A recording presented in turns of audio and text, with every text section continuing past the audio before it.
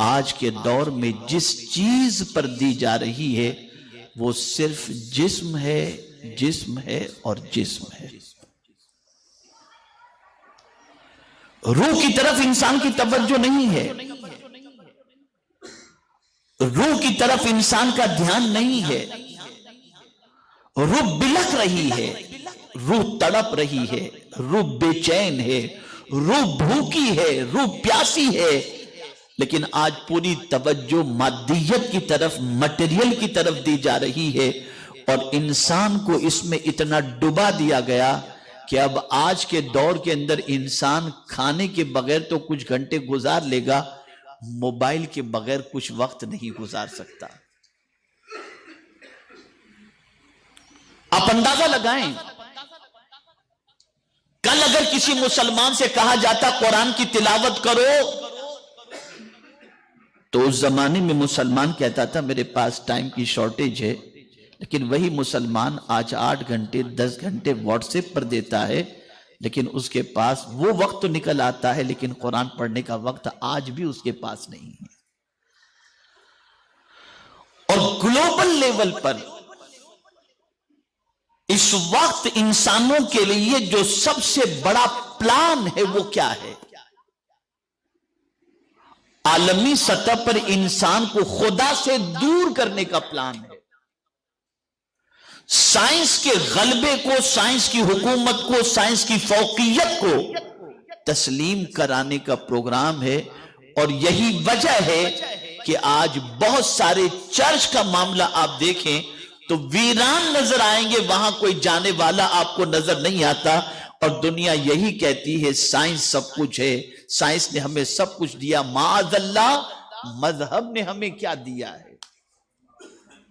یہ ڈائیلاگ پوری دنیا میں کہا جا رہا ہے.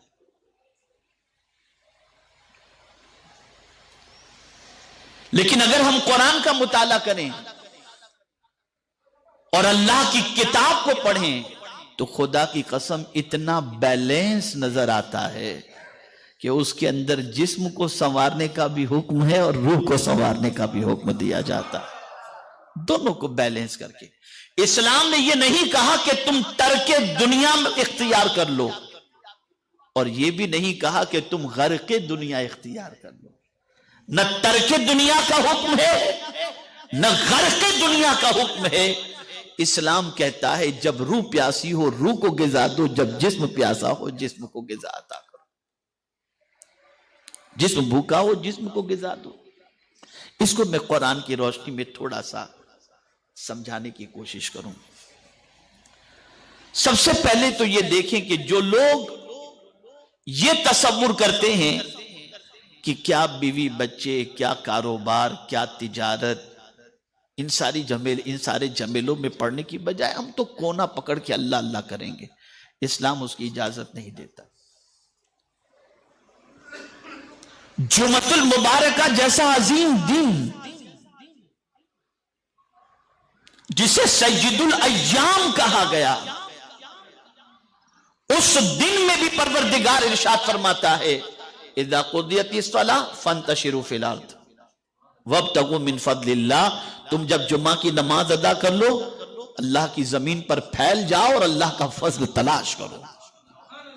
اسلام یہ نہیں کہتا کہ تم 24 گھنٹے مسجد میں پڑے رہو اور بیوی بچوں کی کفالت کے ذمے سے تم بری ہو کر ان کی ذمہ داریوں کو نظر انداز کر دو. نہیں، اسلام کہتا ہے تم کماؤ بھی، تم محنت بھی کرو، تم مشقت بھی کرو، تم عبادت بھی کرو. ہاں البتہ اتنا ضرور ہے کہ تم دنیا اور دنیا والوں کی محبت میں اتنے ڈوب مت جانا کہ تم پیدا کرنے والے خدا ہی کو بھول جاؤ. یہ نہیں ہونا چاہیے.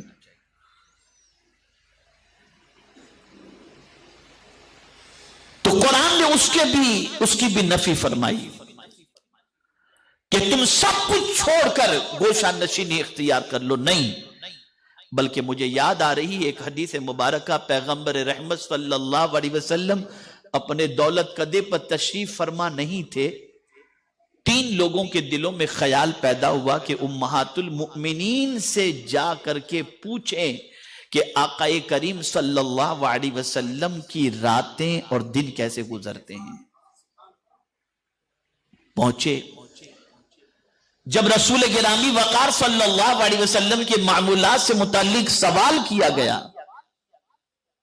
کہ میرے آقا صلی اللہ علیہ وسلم رات کیسے گزارتے ہیں، دن کیسے گزارتے ہیں، تو امہات المؤمنین میں سے ام المؤمنین نے فرمایا کہ آقا کریم صلی اللہ علیہ وسلم رات کو آرام بھی فرماتے ہیں، عبادت بھی کرتے ہیں، روزے بھی رکھتے ہیں، کھانا بھی کھاتے ہیں. اس طریقے سے امہات المؤمنین میں سے ام المؤمنین نے رسول اعظم صلی اللہ علیہ وسلم کی لائف کا تذکرہ ان کے سامنے کیا. تو جانتے وہ تین میں سے ایک نے کیا کہا؟ میرے آقا صلی اللہ علیہ وسلم تو سید الانبیاء ہیں، وہ اگر اتنی عبادت کریں تو کافی ہے، لیکن ہم تو گنہگار ہیں، ہمیں چاہیے کہ ہم زیادہ عبادت کریں. تو ان میں سے ایک نے کہا، آپ غور سے سنیے گا، ایک نے کہا میں زندگی بھر عورت سے قریب نہیں رہوں گا. دوسرے نے کہا میں کوئی رات نہیں سوؤں گا، پوری رات عبادت کروں گا. تیسرے نے کہا میں پوری زندگی روزے سے رہوں گا، روزہ نہیں چھوڑوں گا. اتنے میں رحمت عالم صلی اللہ علیہ وسلم تشریف لائے اور آقا کریم صلی اللہ علیہ وسلم نے فرمایا تم کیا کہہ رہے تھے؟ ان تینوں نے حضور صلی اللہ علیہ وسلم کو اپنی خواہش، اپنا پلان ظاہر کیا. ان میں سے ایک نے کہا کہ سرکار میں کبھی بیوی کے قریب نہیں جاؤں گا. دوسرے نے کہا کہ میں کوئی رات نہیں سوؤں گا. تیسرے نے کہا میں ایک روزہ بھی نہیں چھوڑوں گا، مسلسل روزے سے رہوں گا. اب میرے آقا صلی اللہ علیہ وسلم نے جو فرمایا اس سے بیلنس لائف کو آپ سمجھئے. میرے آقا صلی اللہ علیہ وسلم نے فرمایا سنو، میں شادی بھی کرتا ہوں اور ساتھ ہی ساتھ میں بیوی کے حق کو بھی ادا کرتا ہوں اور اللہ کی بندگی بھی کرتا ہوں. میں روزے بھی رکھتا ہوں، افطار بھی کرتا ہوں. میں رات کو سوتا بھی ہوں اور رات کو عبادت بھی کرتا ہوں. اور پھر سرکار صلی اللہ علیہ وسلم نے ایک قاعدہ کلیہ عطا کر دیا. ارشاد فرمایا جو شخص اس طریقے کو اختیار نہ کرے فلیس منا، وہ میرا ہے ہی نہیں. عبادت کر کے بھی بندہ حضور کا غلام نہیں بن سکتا اگر وہ عبادت بھی طریق مصطفیٰ کے خلاف ہو. یہاں سے یہ بات سمجھ میں آئی کہ اللہ نے آنکھ دی ہے اس کا حق ادا کرو، خواہش دی ہے اس کا حق ادا کرو، پیٹ دیا ہے اس کا حق ادا کرو، پیاس پیدا کی ہے اس کا حق ادا کرو، زبان دی ہے اس کا حق ادا کرو، بیوی بچے دیے ہیں ان کے حقوق ادا کرو، ماں باپ دیے ہیں ان کے حقوق ادا کرو.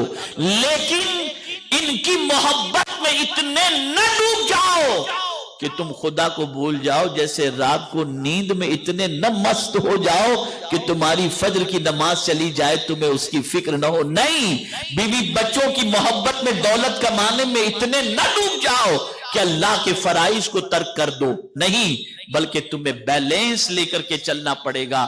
نماز کے وقت نماز، عبادت کے وقت عبادت، تجارت کے وقت تجارت. یہ ساری چیزوں کو لے کر کے چلو گے تو تمہاری دنیا بھی سنور جائے گی اور آخرت بھی سنور جائے گی. لیکن اس وقت پوری دنیا کے دماغ میں جو چیز بیٹھ گئی ہے وہ مادیت ہے، مٹیریل.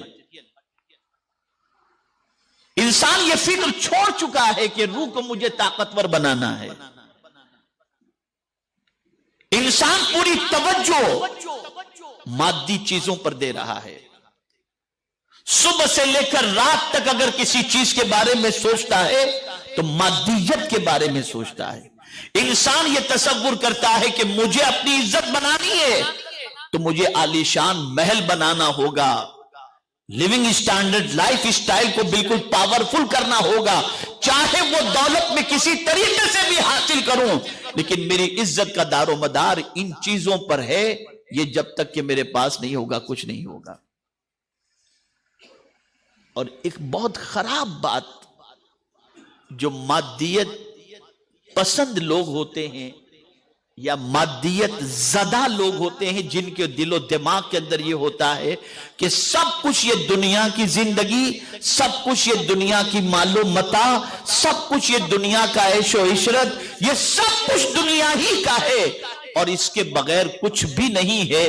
ان کی ایک پوزیشن یہ ہوتی ہے کہ وہ مذہبی لوگوں کو بیکورڈ تصور کرتے ہیں، اور قرآن نے اس کو مینشن بھی کیا ہے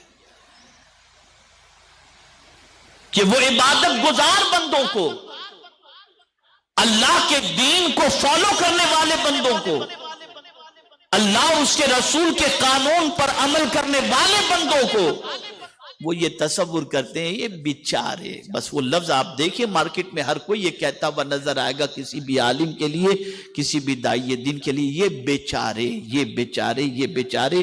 یہ بیچارے کیسے بنے؟ اس لیے کہ تمہارے پاس مال کی فراوانی ہے اور مادیت سے تم لیس ہو، ان کی غربت کی وجہ سے تم یہ جملے استعمال کر رہے ہو، جبکہ حقیقت یہ ہے کہ میرے پیارے آقا صلی اللہ تعالی علیہ وسلم کے پیارے دیوانوں، جو لوگ بیلنس کے ساتھ چلتے ہیں کہ دنیا بھی کرتے ہیں، آخرت کی فکر بھی کرتے ہیں، جسم کی غذا بھی دیتے ہیں، روح کی بھی غذا دیتے ہیں، اور بیلنس کے ساتھ جو چلتے ہیں، اللہ رب العزت جل جلالہ انہیں دنیا اور آخرت میں اجر عطا فرمائے گا اور عزت عطا فرمائے گا۔